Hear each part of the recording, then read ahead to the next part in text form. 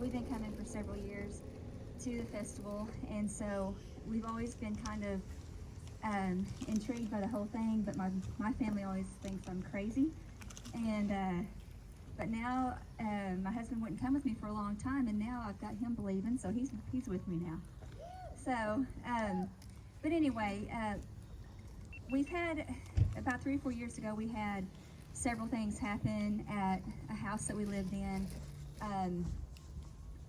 Several things happened, and now it's kind of starting making sense. We had, gosh, my husband's had clods of like gravel and stuff, or mud thrown on the other side of the house, out by the barn. Our daughter has show goats and showed for FFA, and so she would just go out to the barn whenever she wanted to. We didn't have lights out there, so she would just go out in the barn. She never felt scared. So the last part of us living there about 4 years ago, she started feeling like somebody was watching her. And so she started asking us to come stay on the porch as she went to the barn. And so just different things started happening. After that, we started clearing some land, and we would get smells that would come in. We would have sounds. We would have some knocks, and my husband would just kind of like, do the hoops back at it. And then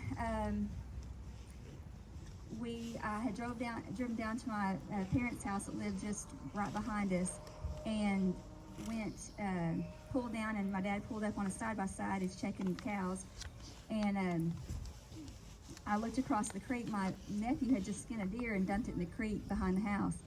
And across the creek, probably where that lodge is, the neighboring pasture has yellow gates. And so I looked across there. My dad had Brangus cattle, black Brangus cattle. So I just thought that it was one of Dad's cows, because it was not upright. It was more, like that, like its arms were down. And so I said something about Dad having his cows over there, and he said, "Well, Jen, I've locked the cows down there at the 40 about a week ago." And so then I went, "Oh my gosh!" Well, it was something black, and it was big, and it wasn't a bear. It just was different. I just had this weird feeling.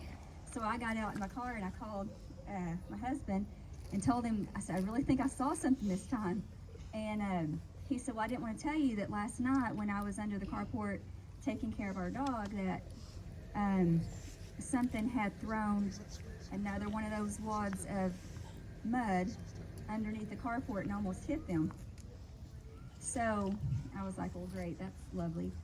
Then we had, so around the same time, we had a potbelly pig named Bill, and he was so fat, his belly just drug the ground, basically. And so he's on the other side of the barn in his own pen, and my husband heard all kinds of him screaming and everything, and so he goes out there, and somehow that pig was lifted off the ground in the corner of that pen.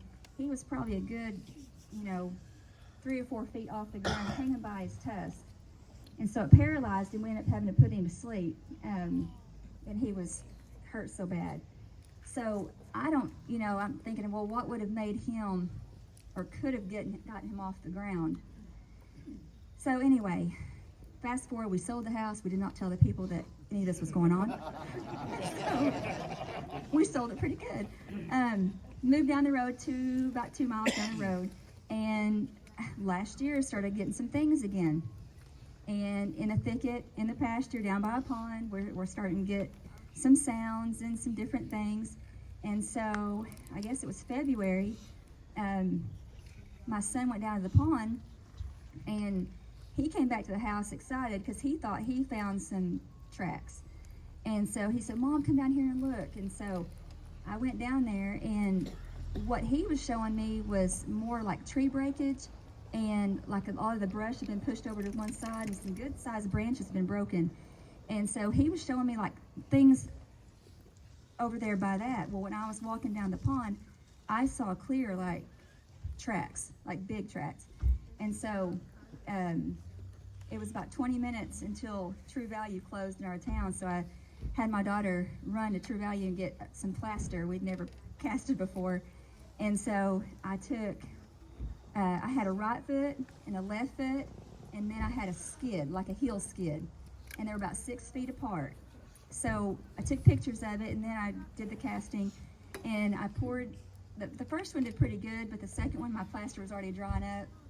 And so anyway, that's what I brought. I was showing them before this started. And so they're pretty good size, probably 16 inches by about 8 inches wide or so. So anyway, fast forward, I'm sorry I'm taking so long. So last Wednesday, we went to the Bigfoot Festival down in Mena 2 weeks ago, and pulled our camper, and so we just left it hooked up. And so last week, not this past week, but the week before, we just had it hooked up, and it's still in the driveway. So my husband doesn't sleep too good at night, so he went out there and he was just opened the windows in the camper and was just sleeping out there. About 3:34 in the morning, he heard heavy footprints around the trailer. So he grabbed his pistol, plus he had to go to the bathroom, but he was too scared to open the door to go to the bathroom. So he went into the bathroom, he was just sitting there, and he just had the audio running. That's all he thought he got was just audio. And so he just opened the bathroom door in the camper, and he just put his phone out there and just kind of skinned like that towards our camper door. So anyway, he was just picking up audio stuff that he thought.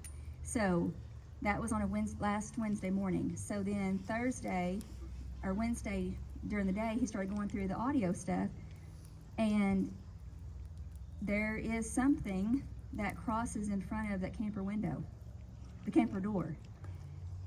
Freaked us out though. I mean, like, because I was showing them, because I was like, I don't want it to be this Dogman thing. I mean, Bigfoot, okay, be nice, but this Dogman thing is like freaky. But anyway, it's but yeah. But anyway, so whatever it was, got the video of it, but it's definitely, it was tall. It was almost, you can see an arm kind of go over the corner of that door, and then you see like the body and the face. It's all hairy and everything, and it kind of turns, and then it just kind of goes back.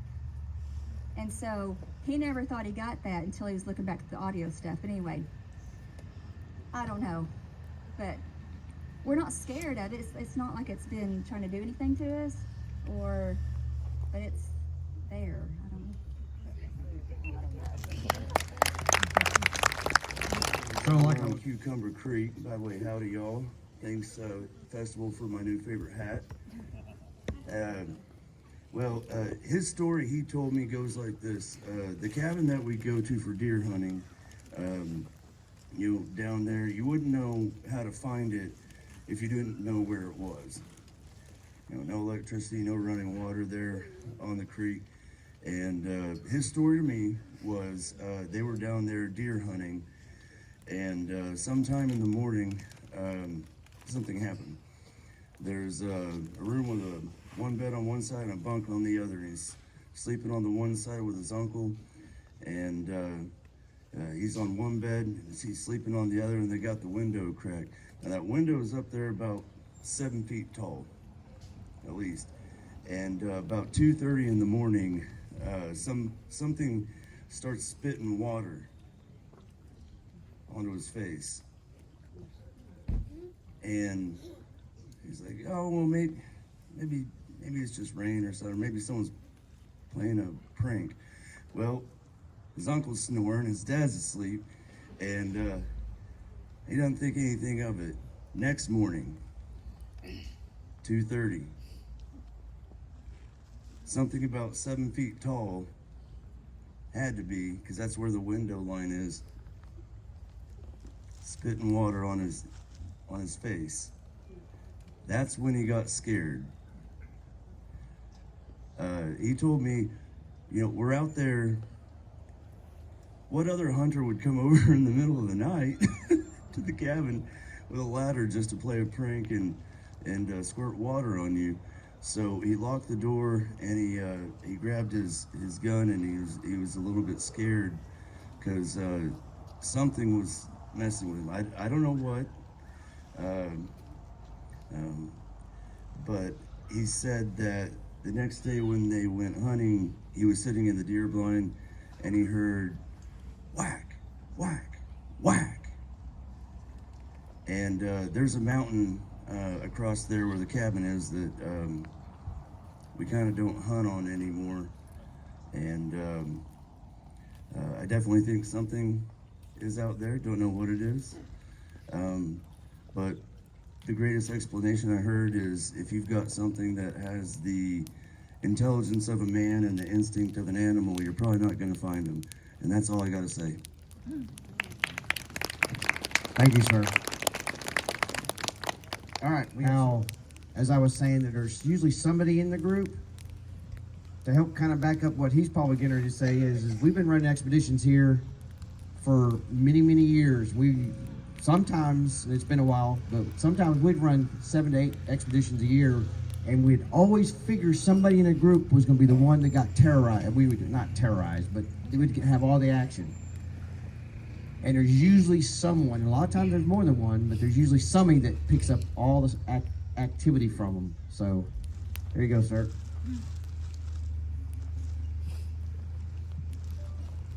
Good evening. My name is Michael. I do a lot of camping up here near the Big Cedar area. And we come through there the first time, and when we arrived, we were gathering firewood. We were going to camp for one night, just a little family thing, me, my wife, and my grandson. But we got I don't know if you've done research or in the field a lot, but you know when something's watching you. It was just a strong feeling. I told my wife, stay close to me, because I thought it was maybe a bear or maybe even a mountain lion. But it was so strong that it made me uncomfortable. So let's fast forward about another year.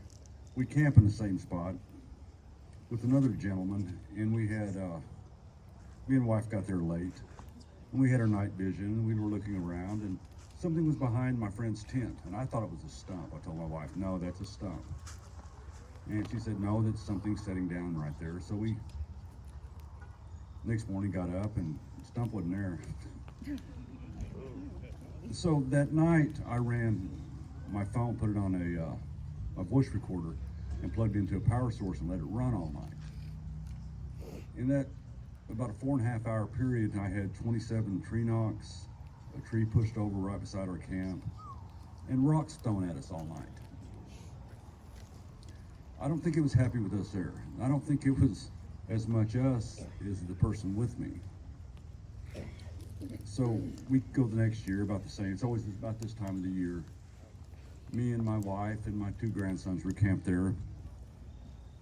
And just an uneventful evening. We were kicking it, hanging out, grandkids. And about 2 in the morning, I wake up and I heard something sniffing my wife's head through the tent. And she woke up and she goes, something's sniffing my head. And I go, I hear that. And it was scary because I'm in the middle of the national forest over here, and I'm like, okay, what do I do? And we raised Cane Corsos, the big Italian Mastiffs. Our female weighs about, 110 pounds. And the Roman dogs were supposed to be fierce, supposed to get you if something comes around. Well, I unzipped the tent and called my dog, and my dog cowed down in the corner. And I stepped out with a pistol, and it makes me sound crazy, but a very tall man, I want to say, I really can't say man because it was all black, took off running from our tent. And having a pistol in my hand, I fired 3 shots above it, because I don't want nothing hurting my wife, but we camp there every year. That's where we're going to go tonight until we decide to come over here. But it's always focused around my wife every time that this happens. I've camped there with my nephews and nothing. But when my wife is with us, it's always something. And we hear this chatter sometimes. It's like somebody's talking, but you can't understand them. And their little rock throws are just annoying because it goes on all night. Little pebbles. And at first I thought it was acorns falling out of the tree, but there's no acorns around. So there's something out there. I'm not sure what it is. I know what it is, but it makes a man sound crazy when you tell others. Because, you know, I was a tax professional all my life. And I don't want to tell my friends, yeah, I was out looking for Bigfoot. But there's something out here. I'm real curious. I've had some of the researchers around camp with me out there. You could feel it. And it's always, we camp in the same spot. We don't ever change anything. It's always the same spot. We put apples out. You know, I want to be nice. I want to be nice to me. Last thing, I want something bad. I mean, he's never been aggressive. It's more of a, they're curious. But the night of the tree knocks, the next day we were walking around because we heard something walking in the brush. And we were walking around the area. We come down a little road, old logging road. And I've got a photo of a print that's probably 18, 20 inches long, probably 8 or 9 inches across. And there's 2 prints in the road where it crossed right there. And there was a tree break. It was about 12 feet in the air. So I told my wife to stand in front of the tree break and point up to it for scales. That way I could show, you know, the tree break. So I took the picture and I sent it to a friend of mine. He does a little research also. And he goes, "You don't see that behind your wife?" And I go, "No." And he blew it up and circled it and sent it back to me. And this big black figure sitting in the weeds behind my wife. And then I wrote it off as shadows. I thought, oh, it's just a shadow. Until it turned its head. And at that point, it made a believer out of me. And it's out there. But you got to spend a lot of time out there, and it's always go to the same spot. Nothing changes, the same camp spot every time. And it's fun, but it's scary. I don't know what I'm scared of, but I don't really tell people where it's at for the simple reason Oklahoma put that bounty on it, and I don't want nothing to hurt this thing. Yep. I think it should be left alone. I think it's just as curious about us as we are as it. Yep. That's about all I got to say. Thank you.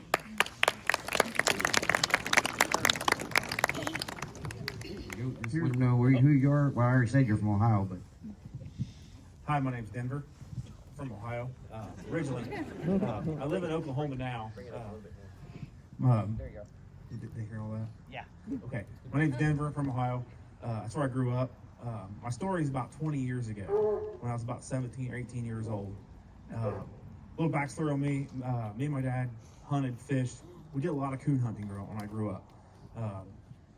Anything canoeing, coon hunting, turtle trapping, that was our thing. We were basically outdoors all the time. Well, we had a place, I grew up in southern Ohio, closer to the Ohio River, and places like that. So it's pretty remote. It kind of looks like around here. I like coming down here because it reminds me of back home. But, and me and my wife, we live here in Oklahoma City now. My work brought me here. I work for a private aerospace company. But, so this was like 20 years ago. And we did a lot of coon hunting in the same area, and it's a big section of land that a guy, back when my dad was a kid, he hunted there and fished and turtle trapped and all that stuff. And there's a really big river. It was the Ohio River. This river dumps into the Ohio River.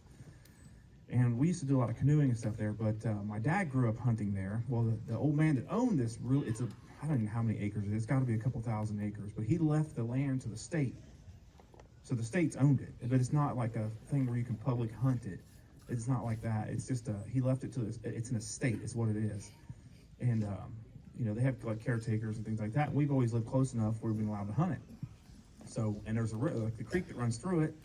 We sometimes we put a canoe in. My mom would drop us off in a canoe. We'd park a truck, you know, basically on the Ohio River, and we'd canoe and spend all weekend fishing and, you know, setting trout lines and doing all that. Well, but we coon hunted there a lot. And we never thought about it. It was randomly, and we'd have a few times. I don't know if y'all ever coon hunted with dogs, but you let a coon dog loose, you might pick him up 2 miles from where you let him off at. You know, you just never know. But we've had several times we go in there, and where our dogs did, we wouldn't even go in the woods. And then we've had a time we were canoeing one night, We was catfishing all night, things like that. We never seen a Bigfoot. But I just know we were camping and something was throwing like large boulders in the water and just ripping trees and things like that all night long. Enough where it was like we never heard nothing. Like we just thought somebody was messing with us. And like we think, oh, it'll just quit in a couple hours and we'll just, somebody's back here, because we never seen nobody in this place. And then finally got to the point where even my dad, we've spent a lot of time in the woods. And we left our shit and left. I didn't think we would just pack our shit. My dad's like, we gotta go. Because it got to that point, we heard like huge branches just being torn off trees and breaking.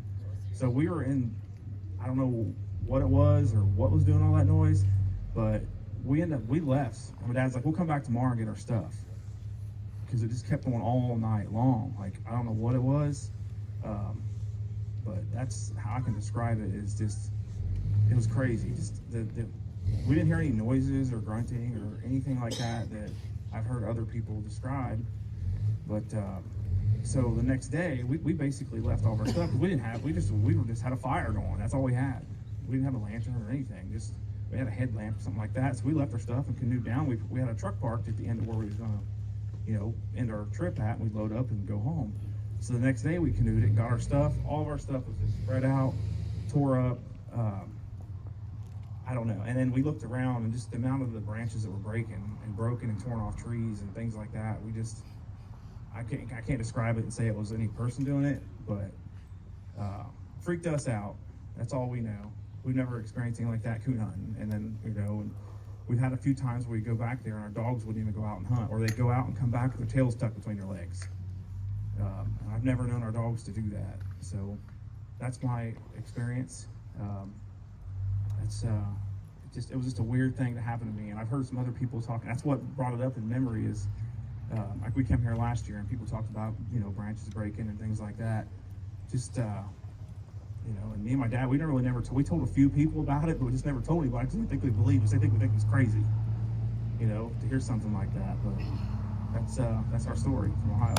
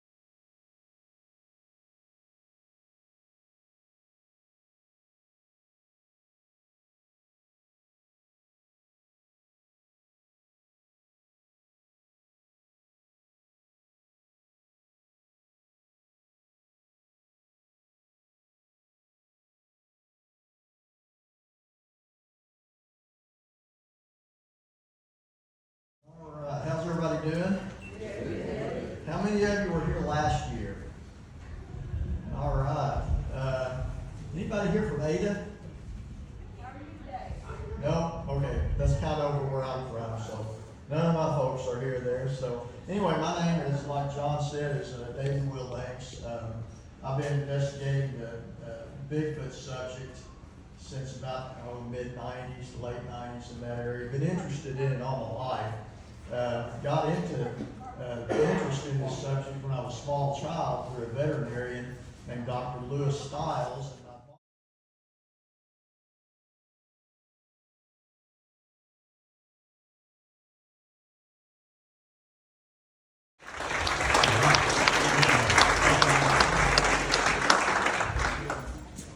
What about a hand for this price 40 acres?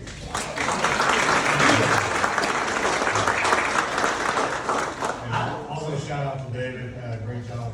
And I'm gonna let you know, those rocks throwing, that's squirrels with slingshots. Very solid. Squirrels with slingshots is what that is. So, Oklahoma's so beautiful. I live in Texas, but my camping gear stays here. I just absolutely love it. I love Oklahoma. and I'm an Oklahoma City guy, born and raised. Like Shane said, he's our Texas counterpart, and we're kind of like a little dynamic duo. We do the podcast, and I talk to this guy like probably every single day about everything. So. Had I known to get into Bigfoot, I was going to meet, I would have never known to meet this guy, plus the other guys that we go out with, like we spread out in Texas, Arkansas, Oklahoma, and when there's something, we converge, you know, calling all cars kind of situation. But, you know, he's like a brother, a best friend, and I wouldn't want to do this with anyone else. It's a true bromance, according to his wife. So, she teases us about it all the time.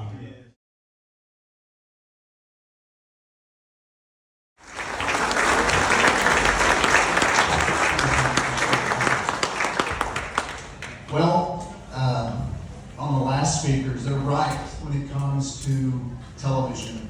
It's not the real thing. So I concur. I kind of had a plan when we started Cryptid Brothers. I'll just tell you a little bit. Really, the show, the podcast, turned out to be kind of therapy for my brothers and I. We've had collectively experiences together, but individually. My two brothers, Lane and Bill, or Laren, had their own experiences separate from me and my other brothers. So we thought, let's have a podcast show. And so for my midlife 50-year-old crisis, I developed a podcast show. I knew nothing about electronics, media, mixing boards. I just used YouTube University and created it, and then it just kind of exploded. So there for a while, I still have a toll-free number because I felt that if people have encounters, they may not know email, but they know how to dial the number. There for a while, I felt like and by the way, you'll hear me use cryptid a lot. Does anyone, if you don't know what that is, that's just kind of a prefix for cryptozoologists, cryptozoology. So I was getting, there for a while in 2018 and 19, about 15 to 25 calls a day. Now, that's a lot of people. I had Wiley's sister, who graciously agreed to answer all these calls, but we couldn't keep up. So if you're one of those people, my apologies. I was still working full-time. I'm not now. So that just tells you there's a lot, and I believe that there's a lot of people. That's just a fraction. A fraction. Even if we had another 500 podcast shows, we could not still interview all the people that's had encounters.